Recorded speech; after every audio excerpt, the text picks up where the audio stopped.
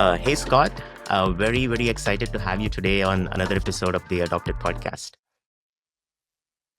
Uh, Yeah, thanks for having me, Deepak. yeah, thank you for joining us. Scott, for people who don't know you, I've been doing a little bit of background research. You're known as the godfather of the Martech industry. You own, you're chief editor of an important journal there, and your BP platform ecosystem at Hubspot too. What caught my attention, Scott, really though, is not none of these things. Actually, somebody just I had three different people forwarding an article that went viral that you had written a few days ago. I think it was around systems of context and systems of truth in Martech. And it's fascinating. Your views were like really, really insightful. So I wanted to start with a question on that article, right? I mean, could you break it down a little bit for us? And what I understood was the earlier view was you had systems of record, systems of engagement, just like in sales space, you have CRM as a system of record, and then you have systems of engagement. But the new world is changing to systems of truth and systems of context. So could you yeah shed some light on that, please? Yeah, sure. And I will say, yeah, so where things started, in Martech, but in other categories as well too, is we tended to want to be focused on consolidating the Martech stack, right? The fewer applications, the better. And sort of the holy grail for a long time was, oh, we should have one system of record. And somehow everything would like come into that one system, and that would be the arbiter of that. And then we might have these systems of engagement. But again, the general idea was fewer systems of engagement, the better. So you might have an email platform, you might have a DXP for like a web platform. And so for a while, that was the conceptual model we had. But for a lot of companies, it never became that clean. There always were a bunch of other systems of engagement that kept proliferating. There, for very few companies, truly became one system of record. And then obviously what's happened here in these past couple of years with the explosion of AI, I'd actually say two things. One is the explosion of AI, which is multiplying these engagement touch points, both for employees, but also for customers. But also at the data layer, over these past 5 years or so, there's just been such a growth in the adoption of cloud data warehouses and lakehouses as these sort of more like almost like universal data layer inside a company, and more apps feeding things into it and pulling things out of it. Um, and so, like, as that model started to shift, it felt like we were getting this proliferation, both of, places where data was coming in and out, and also places where employees or customers were, trying to get work done. And I think what kind of pulled it all together for me was this idea with AI. We're increasingly able to tailor the experience a particular employee is having or a particular customer is having to the job they want to get done right at that moment. It's like really trying to understand the context, of what that employee is trying to do or what that customer is trying to do. And that's where I'm like, okay, well, yeah, you're engaging with these things, but is really the more powerful notion here, this idea that we have now systems of context that adapt to the needs of the particular user. And then when it comes to like trying to understand where we're getting data from, boy, we're getting data from all sorts of places all over, particularly now that we have unstructured data as well as structured data. But still, in different pockets, there are individual systems we will look at to be the arbiter to decide, okay, well, what was the true answer? If we had yeah, competing models of what the truth was for, who is a customer, what is their contact info, we would look to some sort of system of truth. And so that was, yeah, again, the diagram that got shared. I'm honored that three different people forwarded it to you. Sorry for apparently spamming you as well too. But yeah, it's still a very conceptual model. It's just like instead of systems of record, systems of engagement, is it systems of truth and systems of context? I know it's fascinating, especially I think the view that you had where there was an outer bubble that had the systems of context and then all the nodes were systems of truth. I think that is in a way happening, and just to see that visually gave that aha moment for a lot of people, saying that yeah, this is exactly what's happening here. Um, I want to also like double click on one of the points that you talked about on in the article. You did mention that while all the companies are trying to build the systems of context, right? They try parsing structured and unstructured data. There's also buyers who want who want their own systems of context. Right? So, and that is different from what the companies want to give. So could you talk about that difference you're seeing there? Yeah, this is the most exciting thing. And I think we're very early in this journey, but to me, this is probably the most disruptive thing that's coming to marketing is, for whatever it is, the past 25, 30 years of digital marketing experiences, we always felt as the marketers that we were in control. We designed what the web experience was, what the navigation was going to be. If we were going to send someone an email campaign, it would flow a certain way. If they wanted to participate in a webinar, they had to register, they had to come, they had to listen to the full webinar, and again, good marketers tried very hard to develop the right customer journeys and the right customer experiences, but they really did feel that they had the control over what that experience was. Now, as more and more individuals, buyers are able to like have these agents that go and collect information for them. Like you can imagine sending, ChatGPT deep research off to like, hey, I want to look at, like five companies in this category. Can you analyze them on, these different dimensions and give me a report? Now, as a buyer, I'm no longer going to these websites and being led through the experience and consuming things. No, the agent has collected this. It's now manipulated. My agent has manipulated in a way that I want to consume it. Maybe if it was so much, I went ahead and I uploaded it to Google Notebook, LM, and I'm listening to it as a podcast. And if you're having a webinar, I no longer attend that live. I have my, recording agent go get that info. I then sort of feed that into, my maybe Notebook LLM, or I put it into like Claude and I start asking questions like, hey, did they talk about anything, related to this integration in this webinar? And so let me be honest. I mean, I don't think there's a lot of people doing that today. Yeah. This is clearly like the very early adopters on the buyer side who are doing this, but you see it happening and you're like, oh, wow, this completely changes the game of how sellers and buyers are going to interact.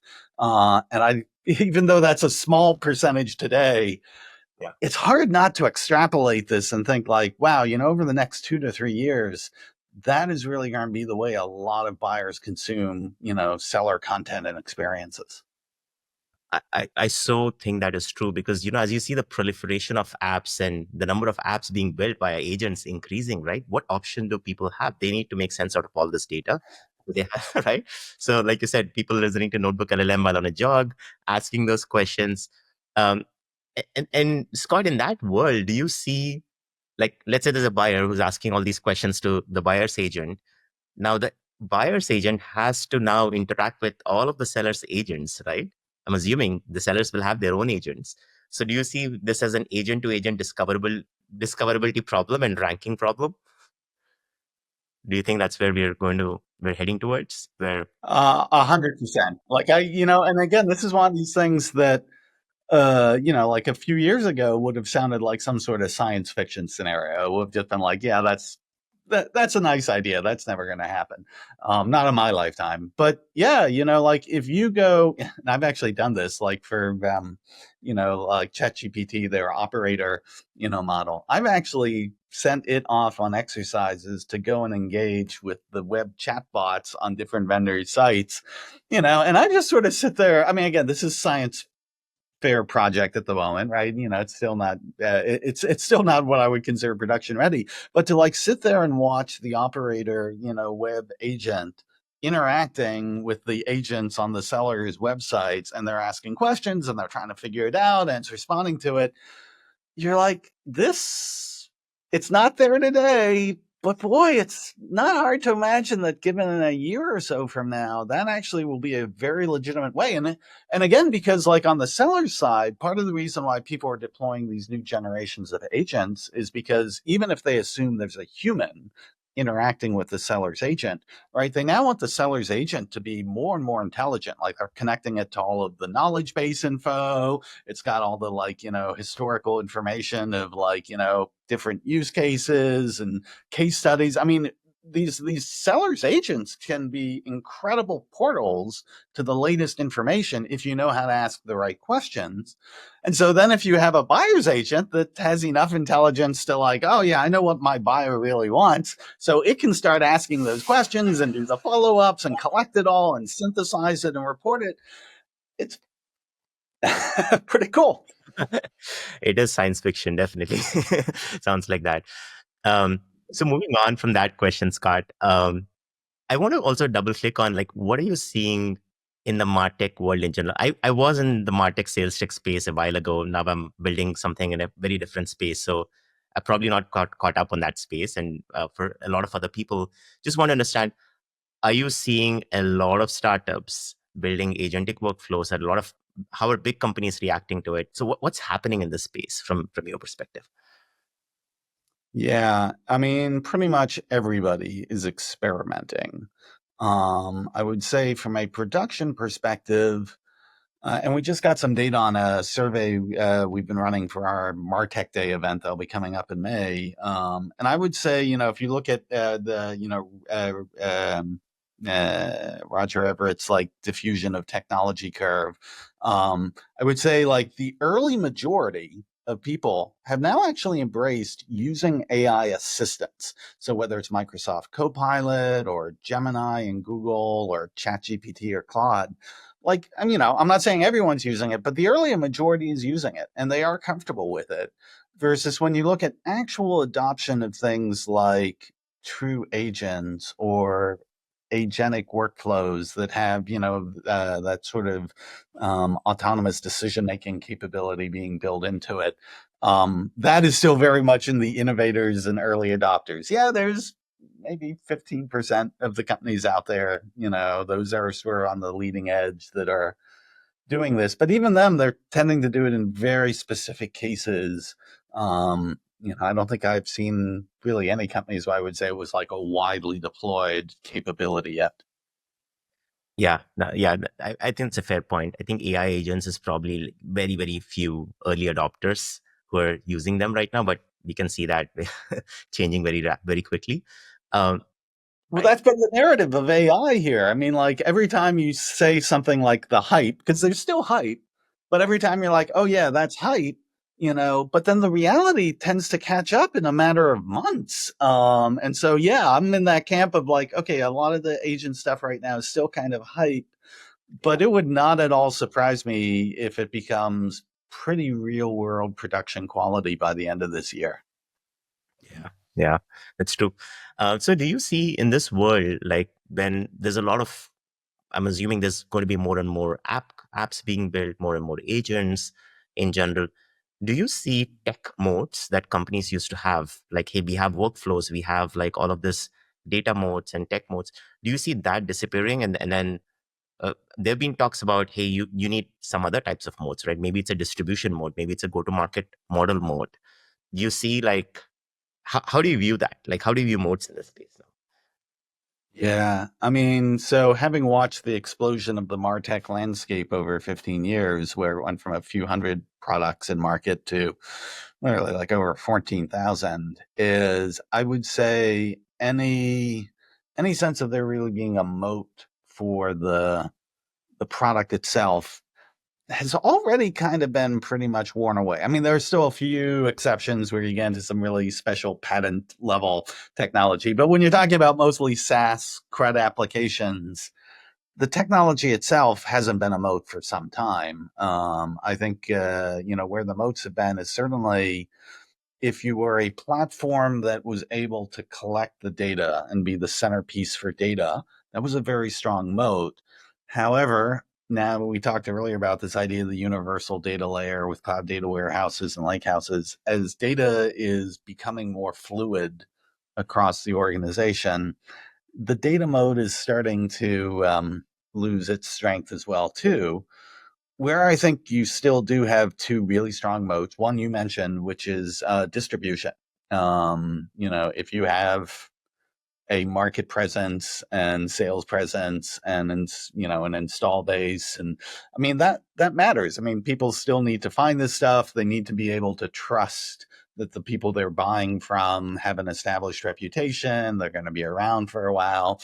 Distribution is a really powerful mode. Very hard to get, but once you get it, powerful.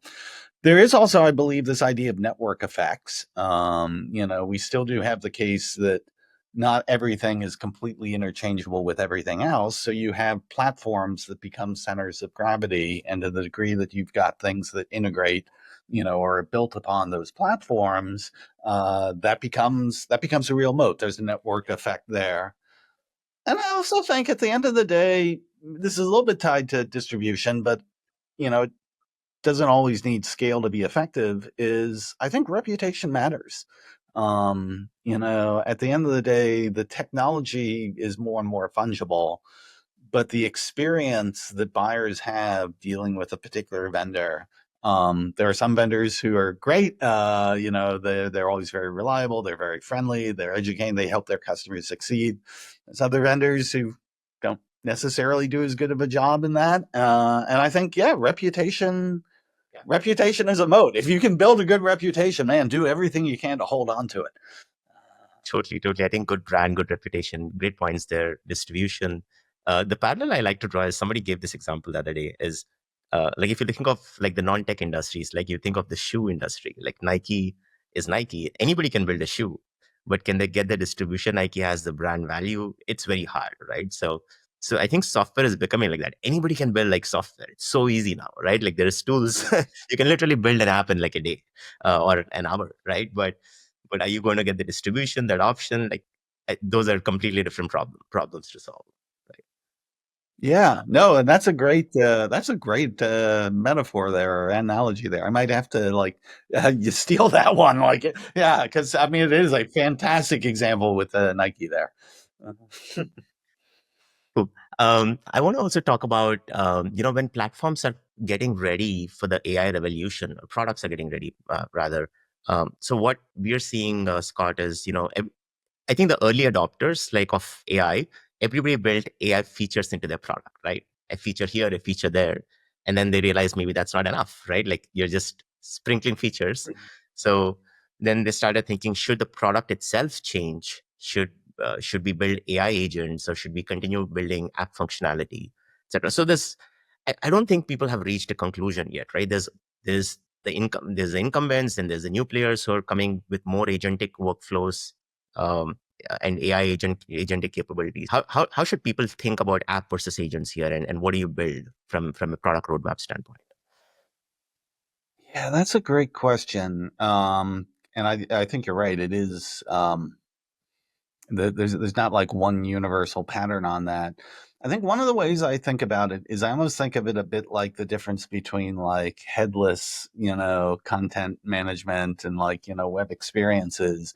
Is agents in many ways are very headless. Like the interface, like the actual user interface to an agent, has largely been pretty limited. It's mostly been these like chat windows or voice interaction, and that works for some things, but there's a whole bunch of things that people do where they actually need a richer experience, to be able to visualize things, to, see the different pieces together. I mean, we're very visual creatures.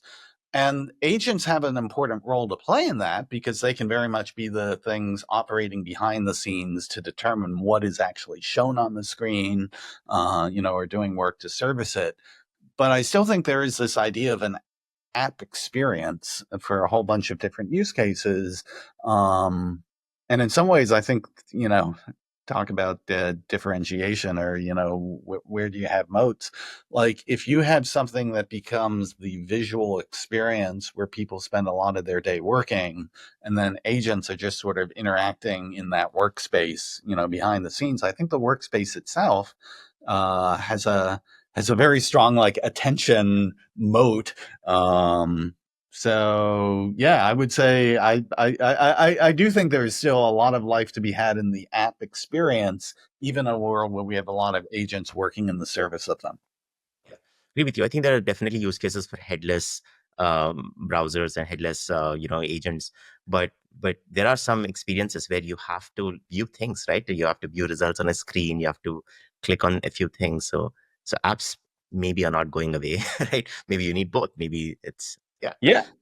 Well, I mean, even like so we're recording this in Riverside. I mean, Yeah. this is an experience, that like there isn't quite an agent parallel that you would say, yeah, go record a podcast with Scott for me. It just, yeah, you need this experience for this kind of work.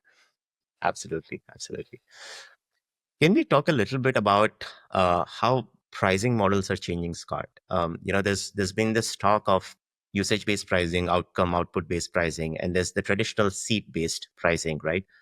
On one hand, there's a lot of companies wanting to change pricing. On the other hand, there's buyers who are not used to certain pricing models, right? Like there's like when you go for usage or outcome-based, there's unpredictability versus seat-based.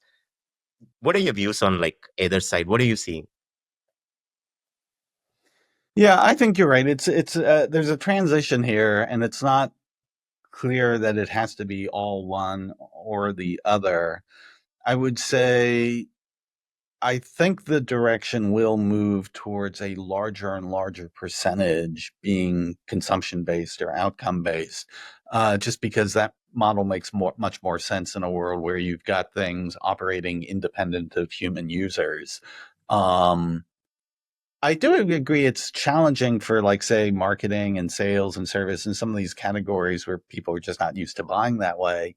But the truth is, I mean, like most IT departments who have now been buying that way for quite a while with, AWS or Google Cloud or Snowflake, I mean, that it's not rocket science to be able to, once you actually understand the dynamics of what you're being able to do reasonable forecasting.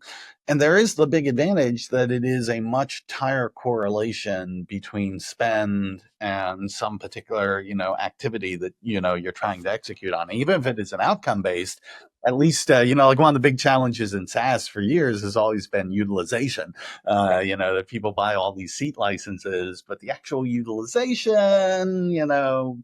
highly varied. And you can sort of look at that in a way and say, like, oh, well, that's a bunch of stuff we're spending money on, we're not getting value from. And so I just sort of wonder if, shifting to this sort of usage based billing, it's going to take some time. It's going to take some learning, but I think in the end, it will probably be a win for um, certainly the customers, and then arguably even the vendors, because they get a much better alignment even of where they're investing relative to where their revenue comes from. Very interesting. Interesting. Scott, one last question, and then I have a quick rapid fire for you after that, if that's okay. Um, so, I was reading another article of yours. I think you talk about Concierge AI, and you talk about making personalized experiences. So, I want to talk about this in the context of where you said, everybody knows about AI agents for customer service, right? But AI agents are also moving ahead in the buyer journey, and you need Concierge AI specifically from that perspective. So, can you share some insights on that?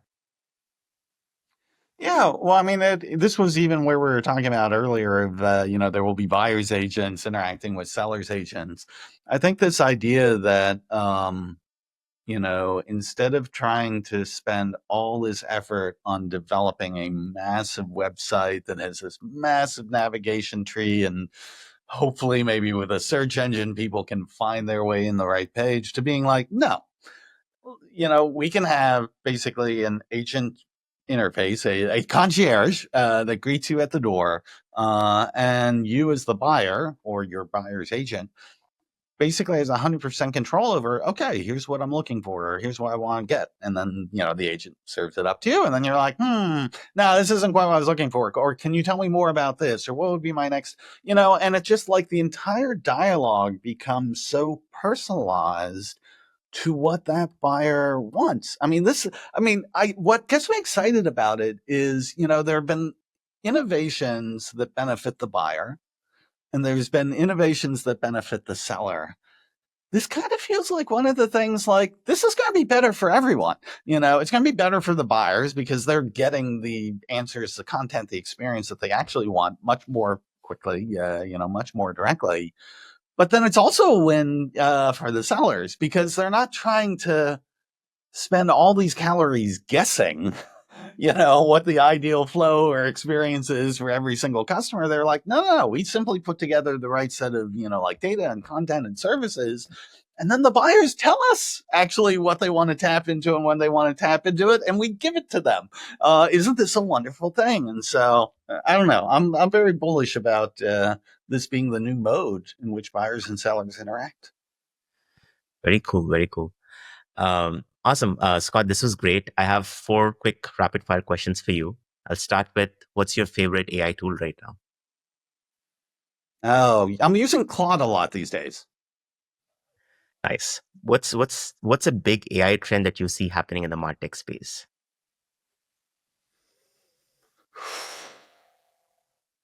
I think the chat with your data is one of the most fun ones I'm enjoying at the moment. Interesting.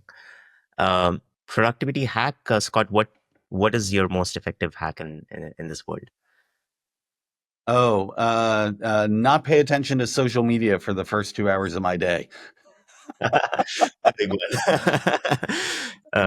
Sorry, that's a very low tech answer, but that's a very important one too. There's so much happening, so much noise, especially on social right now. Last question. What's one piece of advice you would give for founders in Martech space?